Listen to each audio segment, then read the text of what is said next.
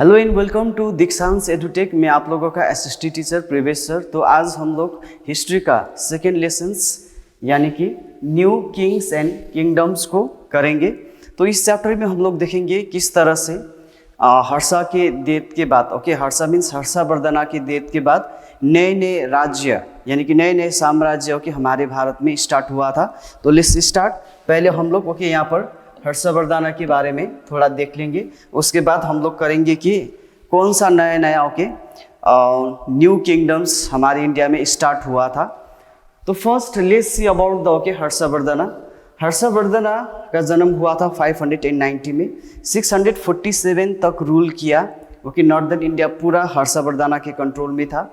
And Harshavardhana एक Pushyabhuti emperor थे, वो वर्धन डायनेस्टी से बिलोंग करते थे।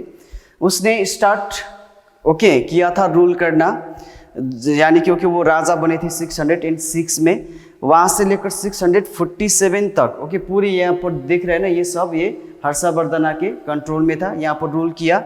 उसके बाद 647 में जब हर्षवर्धना का डेथ हुआ, उसके बाद बहुत सारा छोटे छोटे किंगडम क्या हो गए, इमर्ज्ड हो गए। एंड हर्षवर्धना का पिता का नाम था, फादर का नाम था प्रभाकर वर्धना। तो ये शॉर्ट व्यू और इंफॉर्मेशंस था अबाउट द हर्षवर्धना। अब हम देखेंगे यहाँ पर emergence of many kingdom after the death of Harsha, यानी कि after the death of Harsha in 647 CE many powerful kingdom arrows in north India, यानी कि नॉर्थ इंडिया में भी बहुत सारा पावरफुल किंगडम क्या हो गया, एमर्ज्ड हो गए। उसी तरह से डेकान रीजन में भी बहुत सारा पावरफुल स्टेट एमर्ज्ड हो गए। उसी के साथ साथ साउथ इंडिया में भी बहुत सारा पावरफुल किंगडम एमर्ज्ड हो गए। किसके बाद? After the death of Harshavardhana. क्योंकि तब तक यहाँ पर नॉर्थ एंड वेस्टर्न इंडिया में तो और ईस्टर्न इंडिया में हर्षवर्धना ने सबको एक बनाकर रखा था। जब हर्षवर्धना का डेथ हो गए तो पूरे जो छोटे छोटे किंगडम्स उसने यूनाइट करके रखे थे। अब उसे क्या मिल गए, फ्रीडम मिल गए। उन लोगों ने खुद को क्या घोषित कर लिया, independent ruler and independent kingdom उन लोगों ने घोषित कर लिया। सो अगर हम देखते कि बहुत सारा राजपूत रूलर्स भी after the death of Harshavardhana क्या हो गए, उन लोगों ने राजपूत रूलर्स ने खुद को इंडिपेंडेंट रूलर घोषित किए हैं। तो अगर हम देखते हैं नॉर्दर्न एंड वेस्टर्न इंडिया में बहुत सारा राजपूत किंगडम्स क्या हो गया, वहाँ से स्टैब्लिश्ड हो रहे थे। वहाँ पर खुद को वो लोग इंडिपेंडेंट रूलर डिक्लेयर कर रहे थे। तो बेसिकली अगर हम राजपूत के बारे में जानना चाहते तो राजपूत को हम लोग राजपुत्र भी कहते थे। ये एक संस्कृत वर्ड है, उसका मतलब है great warrior. And basically known as वो लोग किस कैटेगरी से बिलोंग करते थे, क्षत्रिय। जैसे ब्राह्मण, क्षत्रिय, वैश्य, शूद्र जो हम लोग पढ़ते, तो क्षत्रिय से वो लोग बिलोंग करते थे। एंड राजपूत खुद को क्लेम्ड करते थे कि वो लोग क्या है, एक सूर्यवंशी, यानी कि डिसेंडेंट ऑफ द सन, यानी कि सन ऑफ द सन। और चंद्रवंशी, यानी कि डिसेंडेंट और सन ऑफ द मून। वो लोग चंद्रमा और सूर्य को बहुत ही मानते थे। एंड वो खुद को ये क्लेम करते थे कि we are the descendant of sun and moon. इसीलिए वो लोग खुद को क्या भी कहते थे, सूर्यवंशी एंड चंद्रवंशी भी कहते थे। अगर बात करते राजपूत रूलर्स ने ज़्यादातर कहाँ पर भी रूल किया है, प्रेजेंट डे आज के गुजरात में भी बहुत सारा राजपूत किंगडम्स वहाँ पर बने थे, वहाँ पर रूल करता था। And most important Rajput rulers की अगर हम बात करते तो हो गया गुर्जारा प्रतिहारास ऑफ मांडोर, चौहान्स ऑफ अजमेर हो गया, Paramaras of Malwas and Chandelas of Bundelkhand. So these were the important kingdom which emerged after the death of Harshavardhana in the year 647. Now what were the kingdoms? कौन कौन किंगडम था जो emerged हुआ है after the death of Harshavardhana? तो यहाँ पर देखते, पहले हम देखते नॉर्थ एंड वेस्टर्न इंडिया का देखते हैं। जैसे यहाँ पर अगर हम लोग देखते तो ये नॉर्थ हो गया यहाँ पर भी, और उसके बाद वेस्ट। यहाँ पर पहले हम ये जो हमारे northern and western part of India का जो भी रूलर्स है उसके बारे में हम देखेंगे। उसके बाद साउथ इंडिया के बारे में भी देखेंगे, ठीक है। तो फर्स्ट हम बात करेंगे चौहान्स ऑफ अजमेर। सो ये जो चौहान डायनेस्टी था वो किसने स्टार्ट किया था? अजय राजा ने स्टार्ट किया था। अजय राजा ओके एक समय में क्या था, वो गुर्जारा प्रतिहारा का चीफ्टेन था। लेकिन जब गुर्जारा प्रतिहारा का डिक्लाइन हो गया, पतन हो गया, अजय राजा ने खुद को क्या डिक्लेयर कर लिया, इंडिपेंडेंट किंग ओके उसने डिक्लेयर कर लिया। उसके बाद उसने अपना खुद का ओके कैपिटल भी बना लिया और उसको नाम भी दे दिया, क्या दे दिया, अजमेरा और अजमेर, ये नाम से ओके अपने कैपिटल को वो बुलाते थे। एंड अगर बात करें कहाँ पर रूल करते थे, तो वो rule okay Delhi and Ajmer में करते थे ज़्यादातर। ओके ये जो चौहान डायनेस्टी उन लोगों ने दिल्ली एंड अजमेर में ही रूल किया है। एंड सबसे पावरफुल एंड इम्पोर्टेंट रूलर जो चौहान डायनेस्टी का ओके वो है पृथ्वीराज चौहान, जो चौहान डायनेस्टी का रूलर बना था 1177 ओके 77 CE में। एंड ओके पृथ्वीराज चौहान के बारे में अगर हम लोग जानना चाहते तो एक पोएम लिखा था चांद बरदाई ने, पृथ्वीराज चौहान का ब्रेवरी, उसका वैलोर ओके उसके बारे में एक पोएम लिखा था जिसका नाम है पृथ्वीराज रोशो। तो ये बुक से ओके हमें बहुत सारा जानकारी हासिल होते हैं, किसके बारे में, पृथ्वीराज चौहान के बारे में। तो अगर उसके लड़ाई यानी कि वार के बारे में बात करें तो इम्पोर्टेंट वार ओके उसने लड़ा था मोहम्मद घुरी के साथ। वो था okay first battle of Tarain and second battle of Tarain 1191 and 1192 में दो वार लड़ा मोहम्मद घुरी के साथ। ओके 1191 में फर्स्ट बैटल ऑफ तराइन था, उसमें पृथ्वीराज चौहान ने मोहम्मद घुरी को हरा दिया। लेकिन 1192 में फिर से मोहम्मद घुरी ने क्या किया, अटैक किया। लेकिन okay second battle of Tarain में पृथ्वीराज चौहान क्या हो गया, हार गया। उसके बाद ही मोहम्मद घुरी ने इंडिया में अपना ओके मुस्लिम एम्पायर यानी कि मुस्लिम साम्राज्य क्या किया था, स्टार्ट किया था। ठीक है, so first he was defeated and second he was okay defeated. First he defeated Mohammad Ghori, second he was defeated by the Mohammad Ghori. So this is okay Prithviraj Chauhan. So next dynasty है और किंगडम से वो है गुर्जारा प्रतिहारा। गुर्जारा ओके ये जो था गुर्जारास, ये कंपेनियन मीन्स एक फ्रेंड की तरह ओके यानी कि एक साथ में चलने वाले वो लोग थे। ओके किसके साथ चलते थे वो लोग, हुन्स। एंड ये जो हुन्स था वो सेंट्रल एशिया का क्या था, ट्राइब्स था। ये सेंट्रल एशिया का ये जो ट्राइब है हुन्स, ये ओके हमारे इंडिया में बार बार क्या करते थे, अटैक यानी कि इन्वेड करते थे। तो उसी के साथ गुर्जारा एंड प्रतिहारा भी ओके इंडिया में आते रहते थे। फाइनली उन लोगों ने 5th सेंचुरी में इंडिया में क्या किया, इन्वेड किया। उसके बाद उन लोगों ने अपना रूल भी स्टार्ट किया इंडिया में। अगर बात करते गुर्जारा एंड प्रतिहारा का, तो गुर्जारा एंड प्रतिहारा के दो अलग अलग क्लैन थे, लेकिन सबसे पावरफुल प्रतिहारा था। इसीलिए प्रतिहारा ने क्या किया, अपना रूल इस्टेब्लिश किया हमारे इंडिया में। एंड ये जो गुर्जारा प्रतिहारा का डायनेस्टी का फाउंडर है ओके वो है नागाभट्ट, जिसने ओके रूल करना स्टार्ट किया था 730 से। उसके बाद 756 ओके CE तक क्या किया, रूल किया। एंड वो कहाँ पर रूल किया, राजस्थान में, पंजाब में ओके गुजरात में रूल करते थे उस टाइम 730 से लेकर 756 तक। एंड उसका सक्सेसर मीन्स ओके उसके बाद कौन राजा बने, नागाभट्ट के ओके बाद नागाभट्ट सेकेंड गुर्जारा प्रतिहारा का राजा बने। ओके एंड नागाभट्टा सेकेंड ने कनौज, जो इकोनॉमिकली कमर्शियली बहुत ही वैल्यूएबल प्लेसेस था उस टाइम के ज़माने में, तो कनौज को भी ओके कैप्चर करके उसे क्या बनाया था, अपना कैपिटल बनाए थे ओके राजधानी बनाए थे। किसने, नागाभट्ट सेकेंड ने।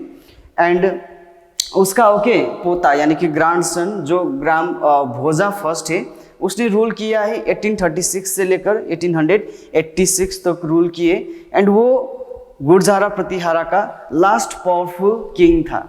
उसके बाद जो भी ओके भोजा फर्स्ट के बाद जो भी रूलर बने गुर्जारा प्रतिहारा का, वो सब के सब पावरफुल नहीं था, वो सब के सब क्या था, वीक रूलर था। इसीलिए ओके उन लोगों को महमूद ऑफ गजनी ने 1018 सेंचुरी में हरा दिया। यानी कि नागाभट्ट फर्स्ट भी पावरफुल रूलर था गुर्जारा प्रतिहारा डायनेस्टी का, नागाभट्ट सेकेंड भी बहुत ही पावरफुल किंग था। उसके बाद ओके उन लोगों का पोता भोजा फर्स्ट तक पावरफुल किंगडम ने क्या किया, पावरफुल रूलर ने गुर्जारा प्रतिहारा किंगडम को रूल किया है।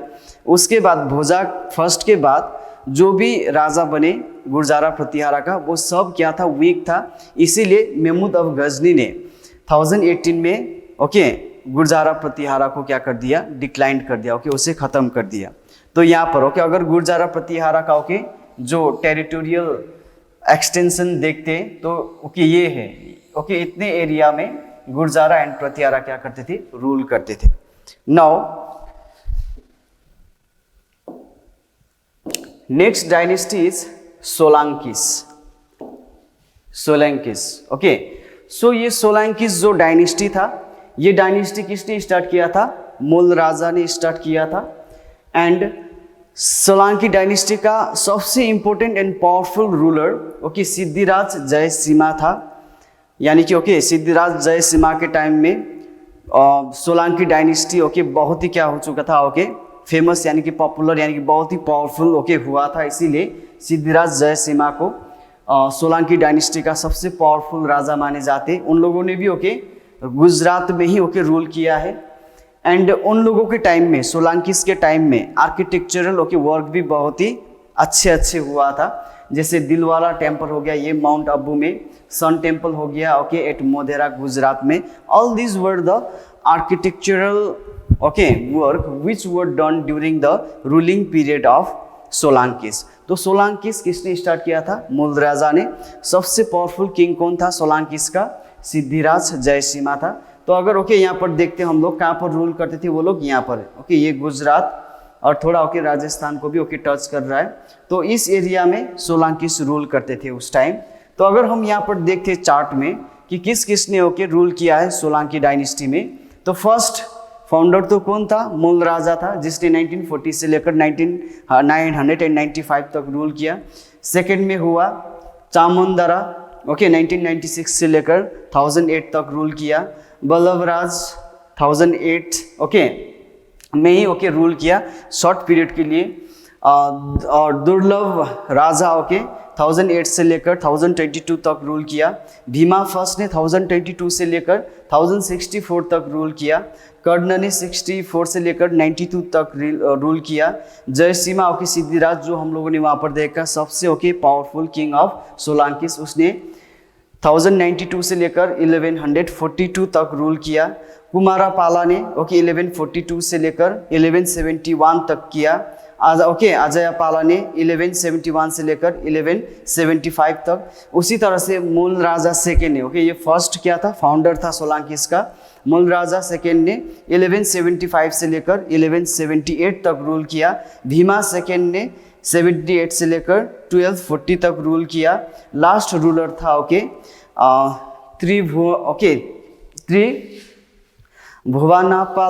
त्रिभुवनापाला ने 1240 से लेकर 1244 तक ओके रूल किया था। So okay this was the story और the history okay about the Solankis. Okay यहाँ पर हम लोगों को इंपॉर्टेंट रूलर का ओके नाम याद होना चाहिए। सबसे इंपॉर्टेंट ओके यहाँ पर याद करने का जरूरत है ओके मूल राजा, क्योंकि ओके उसने सोलांकी डायनेस्टी को क्या किया था, फाउंड किया था। उसी तरह से ओके उसका पावरफुल रूलर हो गया सिद्धिराज जयसिम्हा, ये इंपॉर्टेंट है।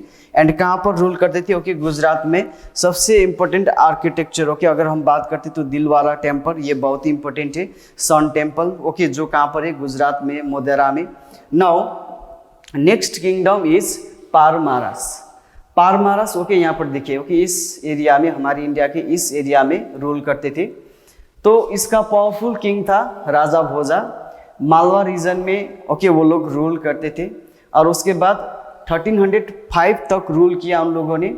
एंड उन लोगों के टाइम में ये जो नीलकांतेश्वर टेम्पल बने ओके उदयपुर में राजस्थान में, ये पारमारस के टाइम में बना था। फाइनली ओके ये जो रीजन था, ये रीजन को अलाउद्दीन ओके खिलजी ने, जो खिलजी डायनेस्टी जो हम लोग दिल्ली सुल्तानेट में पढ़ते खिलजी डायनेस्टी, तो खिलजी डायनेस्टी का रूलर यानी कि किंग अलाउद्दीन खिलजी ने ये ओके पूरे रीजन को क्या कर लिया, कैप्चर कर लिया। ओके तो ये था पारमारस। नेक्स्ट है हमारे ईस्ट के तरफ ओके अगर हम देखेंगे तो पालस ऑफ बंगाल, यानी कि पालस ऑफ बंगाल ओके इस एरिया में क्या करते थे, रूल करते थे। यहाँ पर ओके जो भी दिख रहा है यहाँ पर, this regions were ruled by the Palas okay of Bengals. And ये 750 में किसने स्टार्ट किया था, गोपाला ने स्टार्ट किया था। Okay Dharmapala, Devapala, Mahipala first okay, Ramapala, Madanapala was the last ruler of Pala dynasty. And यहाँ पर जितना भी रूलर्स है ओके वो सब रूलर्स पाला डायनेस्टी का इंपॉर्टेंट एंड पावरफुल रूलर था। ओके मदनापाला ये था, मदनपाला ओके सबसे last ruler of Pala dynasty. And उन लोगों ने Bihar, Jharkhand and West Bengal area में क्या करते थे, रूल करते थे। यहाँ पर दिख रहे हैं ना, okay West Bengal, Jharkhand and Bihar area. Okay आज के दिन में अगर हम देखते ओके तो वो किसके कंट्रोल में था, पाला के कंट्रोल में था। एंड वो लोग किस रिलीजन का फॉलोअर था, बुद्धिज्म, ओके बुद्धिस्ट रिलीजन का वो लोग फॉलोअर थे। धर्मपाला ने क्या भी बनाया है, फेमस बुद्धिस्ट मोनास्ट्री भी बनाया है। ओके एंड विक्रमशिला यूनिवर्सिटी भी ओके किसने फाउंड किया था, धर्मपाला ने ओके फाउंड किया था। तो ये था ओके हमारे पालास ऑफ बंगाल हो गया। Now next is kingdoms of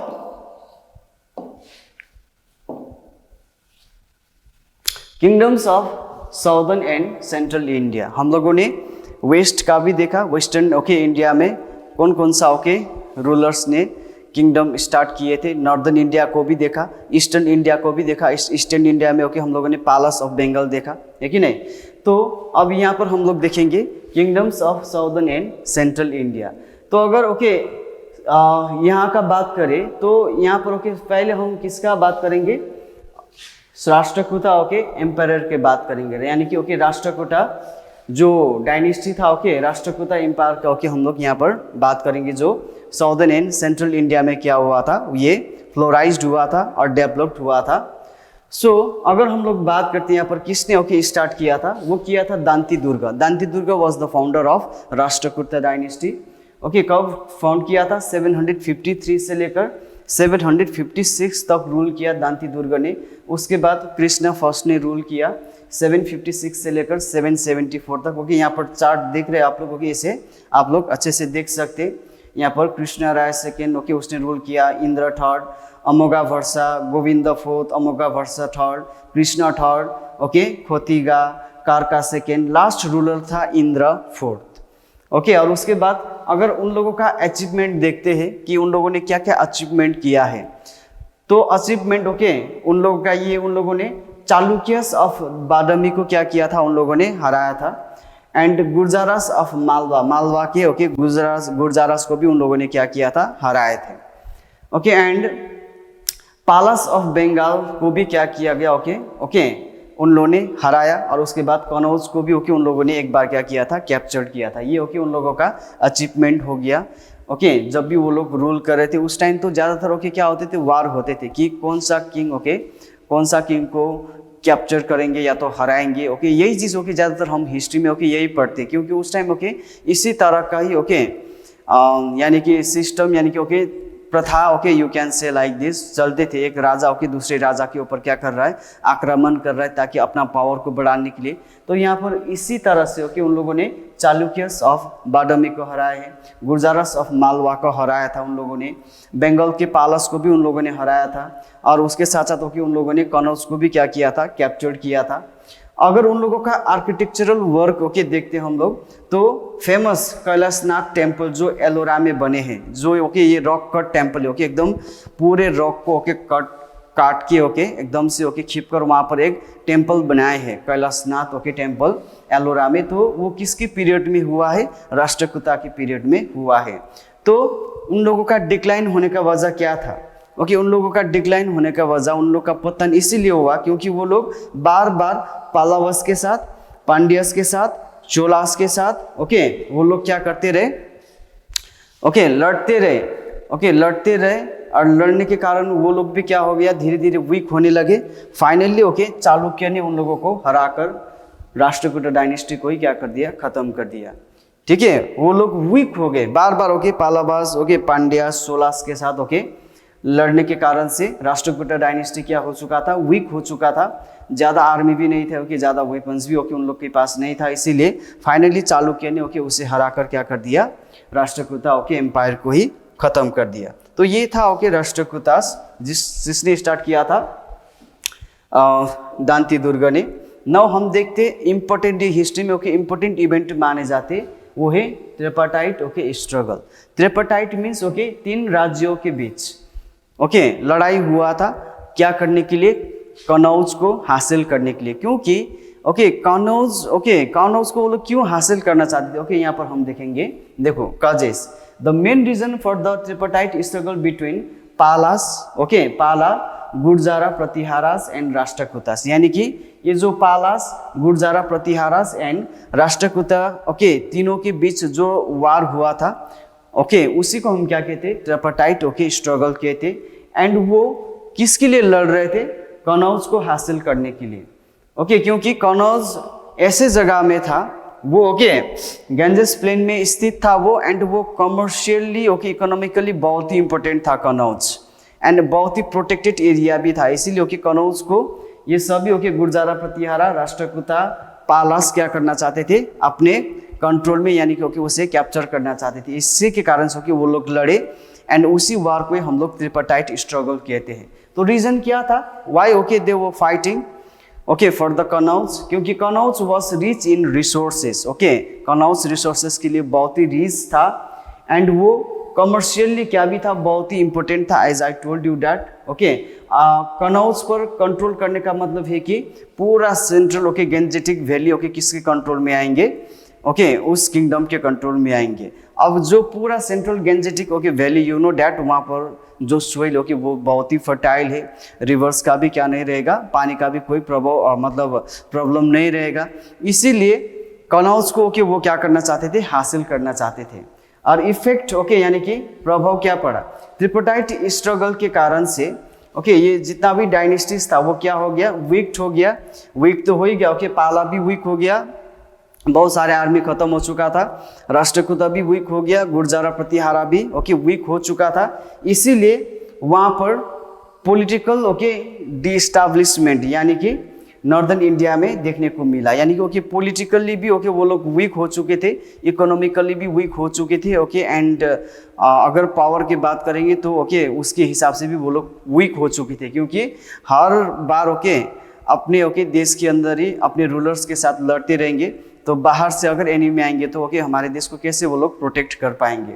इसलिए फाइनली, ओके, अरब इन्वेजन्स हुआ, जिसको वो लोग क्या नहीं कर पाए, उसे कंट्रोल नहीं कर पाए, क्योंकि वो लोग तो ओके खुद लड़कर, ओके, क्या हो चुका था, थक चुका था।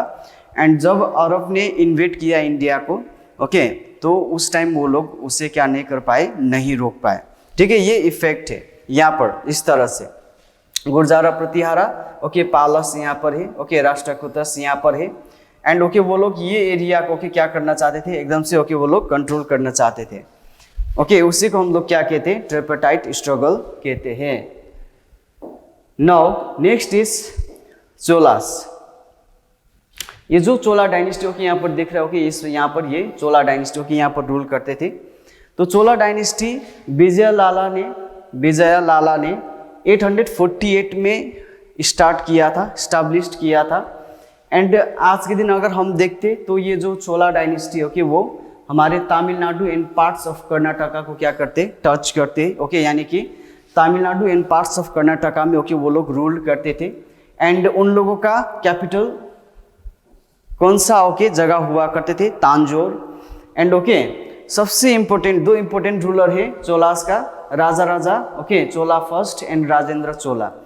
और उसके साथ साथ, ओके, राजा चोला ने 985 से लेकर 1014 तक रूल किया। राजेंद्र चोला ने 1014 से लेकर, ओके, 1044 तक रूल किया। अगर, ओके, उन लोगों का एडमिनिस्ट्रेशन की बात करते तो उन लोगों ने पूरे, ओके, चोला एम्पायर को क्या किया था, प्रोविंसेस में, ओके, डिवाइड किया था। एंड उस टाइम, ओके, प्रोविंसेस को वो लोग क्या कहते थे, मंडलम्स कहते थे, ओके। एंड मंडलम को फिर से उन लोगों ने वाला नदूस एंड नदूस में क्या किया था, डिवाइड किया था। जैसे, ओके, अगर आप लोग को समझ में नहीं आ रहा है तो ओके हमारी इंडिया को देखते, हमारा, ओके, एक, ओके, भारत हो गया। भारत को, ओके, हम लोगों ने 28 स्टेट्स में क्या किया है, डिवाइड किया है। अब स्टेट्स को फिर हम लोगों ने डिस्ट्रिक्ट में डिवाइड किया है। उसी तरह से, ओके, उन लोगों ने क्या किया था, पूरे प्रोविंस को, पूरे चोला एम्पायर को मंडलम में डिवाइड किया था। मंडलम को फिर से, ओके, उन लोगों ने भाला नदूस एंड नादूस में क्या किया था, डिवाइड किया था। सबसे बेहतरीन, ओके, उन लोगों के समय में हम लोग, ओके, पढ़ते हैं कि लोकल सेल्फ गवर्नमेंट, यानी कि लोकल सेल्फ गवर्नमेंट में, ओके, उन लोगों ने क्या दिया था, उर और the general assembly of the village, okay, ये सिस्टम उन लोगों ने बनाए थे। वहाँ पर उर और जनरल असेंबली, पूरे, ओके, विलेज का एक असेंबली होंगे। एंड ओके वो लोग अपने हिसाब से ओके गांव की डेवलपमेंट के लिए काम करेंगे, तो उसे वो लोग उर कहते थे। एंड वहाँ पर सभा भी होते थे, सभा में ओके हर एक मेल एडल्ट को ओके मेंबर बनाया गया था, यानी कि जो एडल्ट ओके पीपल था विलेज एरिया में उन लोगों को सभा का क्या बना दिया गया था, ओके मेंबर बना दिया गया था। वहाँ पर ओके मर्चेंट का भी असेंबली था जिसको क्या कहते थे, नागारम कहते थे। ओके अगर हम लोग देखते हैं उन लोग के टाइम का इरिगेशन सिस्टम का बहुत ही extensive and well planned okay irrigation system okay उन लोगों ने दिलाया था लोगों को, क्योंकि जितना ओके फैसिलिटीज़ देंगे ओके उतने ज़्यादा राजा को क्या मिलेंगे, टैक्सेस मिलेंगे। जितना एग्रीकल्चरल प्रोडक्शंस अच्छा होगा उतना ओके राजा को क्या मिलेंगे, टैक्सेस मिलेंगे, और तब ओके राजा और प्रजा के लिए क्या कर पाएंगे, काम कर पाएंगे। ओके ये सिंपल है। कितना देना पड़ता था, 1/3 of the produce okay as land revenue. अगर लैंड रेवेन्यू की बात करें तो जितना प्रोड्यूस हुआ ओके प्रोडक्शंस में 1/3 ओके पार्ट किसको देना होता था, चोला एम्पायर को देना होता था। उसके साथ साथ उन लोगों ने प्रोफेशनल टैक्स भी ओके इम्पोज किया था, ट्रेड टैक्स भी भरना पड़ता था उस टाइम, फॉरेस्ट टैक्स भी भरना पड़ता था, mine tax okay irrigation tax भी भरना पड़ता था। उसी के साथ साथ अगर हम लोग आर्मी की बात करें चोला का, तो एलिफेंट ओके आर्मी भी था, कैवलरी यानी कि ओके हॉर्स ओके वाले ओके आर्मी भी थी उन लोग के पास, इन्फेंट्री यानी कि ओके लैंड वाले आर्मी भी थे उन लोग के पास। तो अगर टेम्पल आर्किटेक्चर की बात करें तो बृहदेश्वरा के जो टेम्पल है थांजावुर में, तो वो किसके टाइम में बने हैं, चोला के टाइम में ही बने। उसी तरह से ओके यहाँ पर गाय गई ओके गंगाई कोंदा चोला ओके चोलाई वरम ओके यहाँ पर थोड़ा ओके लंबा नहीं में गंगाई ओके कोंडा चोलास ओके वरम जो ये टेम्पल है वो भी उन लोगों ने ही बनाया था। ओके और उसके साथ साथ एरावा ओके तेसावरा ओके टेम्पल एट दशा ओके दारासुरम वो भी ओके चोला डायनेस्टी के टाइम में ही बने थे। तो ओके यहाँ पर रूल करते थे ओके ये था ओके हमारा चोला डायनेस्टी। नाउ नेक्स्ट हमारे आज का ओके ये लास्ट टॉपिक है वो है टर्किश इन्वेजन।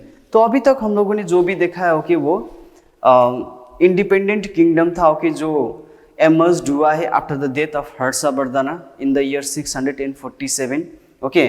उसके बाद वो एक आपस में लड़ने के कारण भी खुद तो कमज़ोर हो गए ओके, दूसरों को भी ओके उन लोगों ने कमज़ोर बना दिया। इसके कारण से ओके बाहर के बहुत सारे फॉरेन इन्वेडर इंडिया में क्या करने लगे, अटैक करने लगे।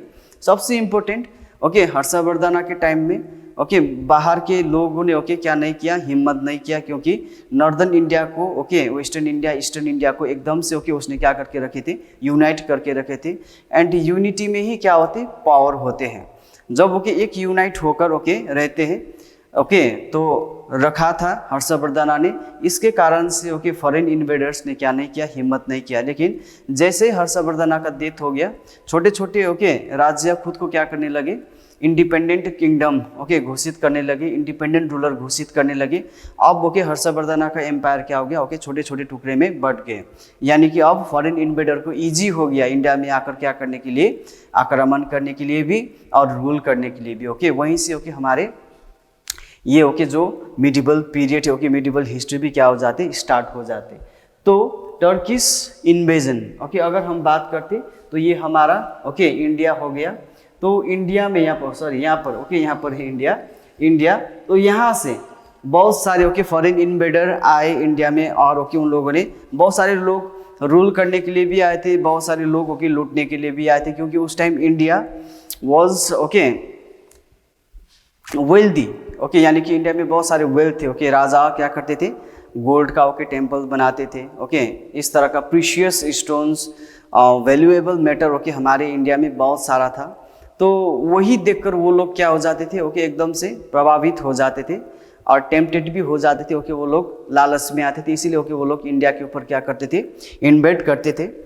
तो during medieval period, Islamic ruler of the northwestern region, Central Asia and Arabia, such as Mahmud of Ghazni and Muhammad Ghori invaded and looted the okay immense wealth of India। तो यहाँ पर देखिए बहुत सारे ruler okay India में लूटने के लिए आया था। जैसे ओके अगर हम लोग बात करते हैं महमूद ऑफ गजनी, महमूद ऑफ गजनी का कोई भी इंटेंशन नहीं था इंडिया में रूल करने का, वो सिर्फ इंडिया में आते थे ओके लूटने के लिए। एंड ओके किसी राजा को हरा दिया, उसका फर्स्ट ओके प्रायोरिटी क्या होते थे, टेम्पल, क्योंकि ओके टेम्पल में प्रीशियस स्टोन ओके और उसके बाद गोल्ड का ओके टेम्पल बनाते थे उस टाइम हमारे ओके राजा, तो उसे लूट कर ओके वो लोग ओके लेकर जाते थे इंडिया से। एंड उन लोग का मेन ओके महमूद गजनी का मेन इंटेंशन ही ये था ओके इंडिया में आओ लूट कर जाओ, फिर से ओके राजा बना देंगे, गोल्ड का टेम्पल, फिर से ओके क्या करो आक्रमण करो, फिर से लूट कर जाओ। ओके बहुत बार उन लोगों ने ओके इंडिया के ऊपर क्या किया, आक्रमण किया, लेकिन मोहम्मद घुरी ओके इंडिया में रूल करने के हिसाब से आए थे एंड स्टार्ट भी किया था। एंड मोहम्मद घुरी के साथ जो कुतुबुद्दीन ऐबक आया था ओके, कुतुबुद्दीन ऐबक एक स्लेव था ओके, उस ज़माने में स्लेव को खरीदते थे, तो मोहम्मद घुरी ने ओके उसे खरीद कर ओके बेहतरीन तालीम देकर उसे एक सेना का जनरल बनाए थे। एंड मोहम्मद घुरी ने अपना इंडिया में रूल भी स्टार्ट किया था, लेकिन ओके उसका जो उधर किंगडम था घोर में ओके अफगान में, तो वहाँ पर कुछ ओके चल रहे थे, कुछ षड्यंत्र ओके वहाँ पर चल रहा था, तो इसीलिए वो वहाँ पर चले गए, वो वापस नहीं आया। इसीलिए कुतुबुद्दीन ऐबक ने ओके अपना खुद का साम्राज्य स्टार्ट किया इंडिया में, तो उसी को हम कहते हैं स्लेव डायनेस्टी, क्योंकि कुतुबुद्दीन ऐबक एक स्लेव था ओके, इसीलिए अपना डायनेस्टी का नाम भी स्लेव डायनेस्टी रखा ओके। तो यहाँ पर देखते हैं, अब देखते हैं महमूद ऑफ गजनी। अगर महमूद ऑफ ओके गजनी की बात करते हैं तो वो गजनी का ओके गजनी का रूलर्स था, गजनी यानी कि अफगानिस्तान, उसने हमारे इंडिया में 17 टाइम्स क्या किया है ओके अटैक किया है, यानी कि ओके 17 बार ओके 17 बार वो हमारे इंडिया को लूटे हैं। सिर्फ वो लूटने के लिए आए थे ओके, कोई ओके रूल करने के लिए नहीं आया था महमूद ऑफ गजनी।